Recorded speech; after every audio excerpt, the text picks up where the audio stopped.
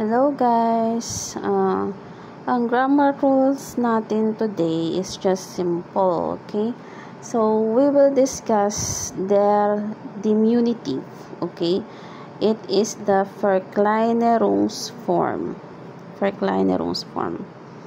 Sabihin, pina-verkleinen niya, which means pinapaliit niya, okay? So, sabi dito, Nomen mit der Endung chen und Lein haben den Artikel das. So, the nouns with the ending with chen and Lein is, ang gender niya is das. For example, der Rock. So, Rock is skirt. Hindi to rock, okay, sa English. Der Rock is skirt. So, das Röckchen is yung maliit na skirt. Okay? So, naging das siya because yung ending niya naging Röckchen. Okay? So, tapos, das Röcklein. Okay?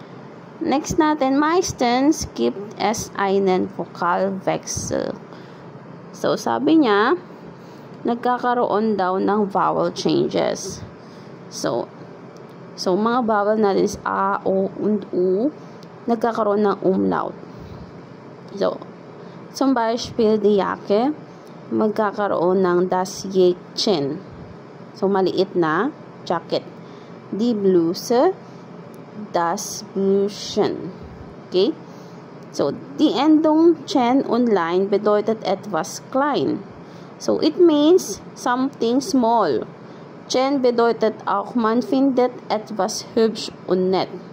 Yung chen daw, it means na parang pinapakyut niya yung isang bagay. Okay?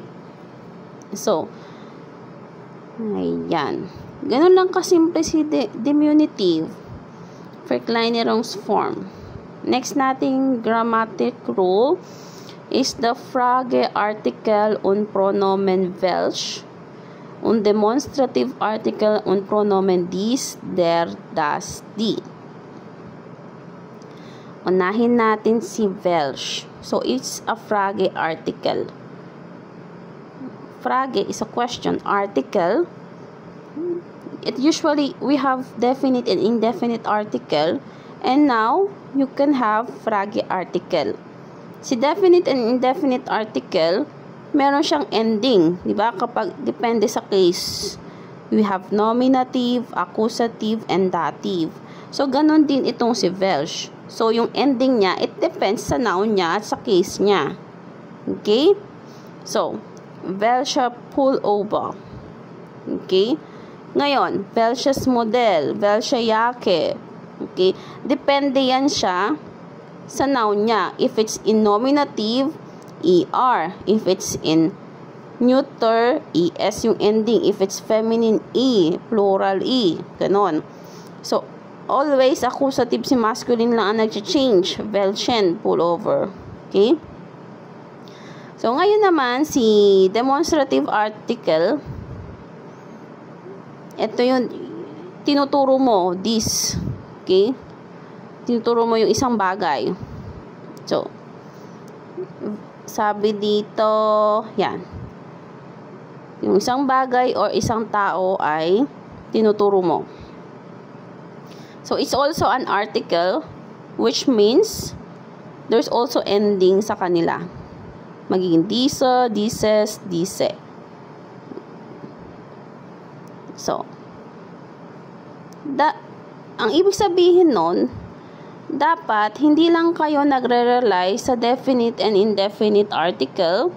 Meron din kayong tinatawag na possessive article, Frage article, which means yung ending ng cases mo ang important na memorize nyo. Kahit anong article pa yan, alam nyo yung ending ng cases nyo. Yan, ending ng mga gender nyo sa case. Masculine, neuter, feminine, plural. Diba? Kapag nominative, accusative, dative, sino-sino yung mag-change? Ano yung mag-change na ending nila? Ano yung same ending sila? Ganon. Same principle, babaguhin nyo lang kung anong article siya. Okay? So, let's have an example here. Sabi niya dito,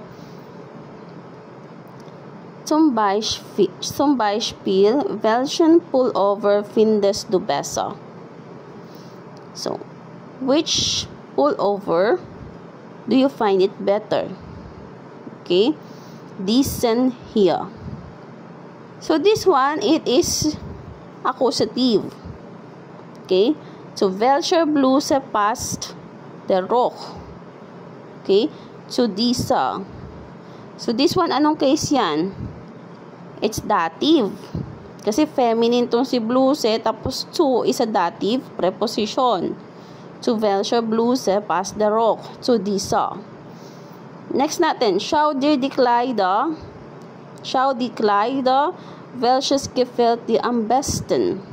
So, neutral naman to. Und die Hose da, welche ist schicker? Diese, die schwarze. Okay? So, mas maganda kung makakapag-exercise kayo ng Hören, maririnig nyo yung conversation ni Fritzi at ni, anong pangalan nun? Basta sa conversation nila sa store. Okay? And magagamit itong mga welche, diese, and diese, yung mga ganyan. So, ganun din si indefinite pronoun at indefinite article na jed, ein, kein, all, viel, wenig. They have the endings. Okay? So, jede, jedes, jede. Jeden, jedes, jede. Jedem, jedem, jeda. Okay? So, i-combine ko na lang yung video ng Hören natin.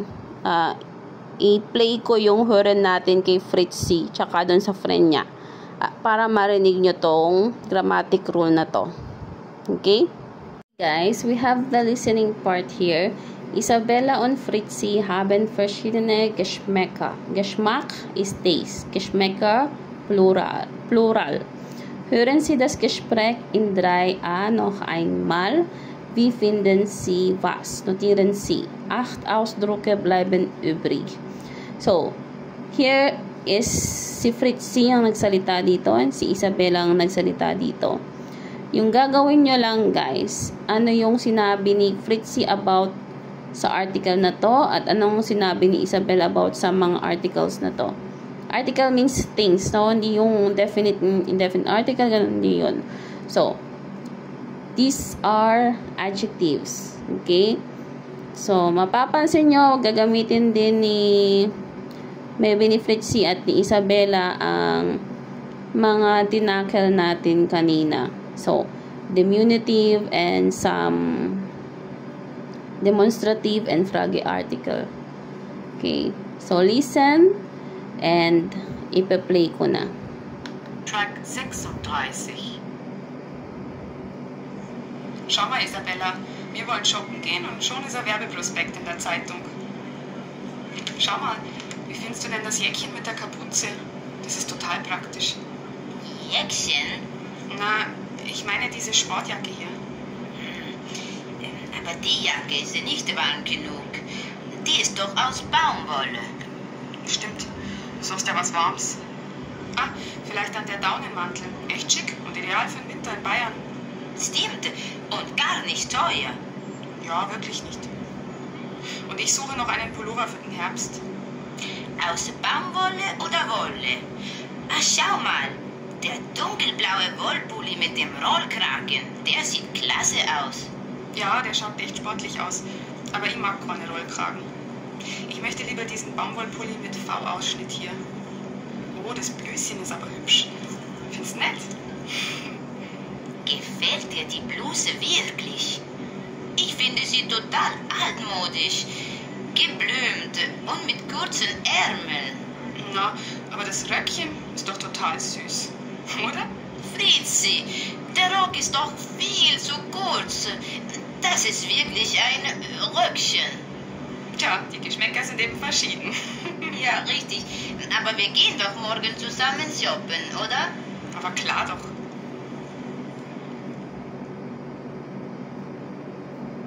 Track 37. Schau mal, wie findest du den Wollpullover?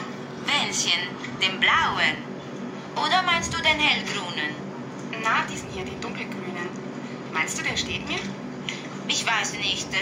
Ich finde, er sieht altmodisch aus. Aber probier ihn doch mal an. Ach na, später vielleicht. Kann ich Ihnen helfen? Danke, wir möchten uns nur umschauen. Gerne.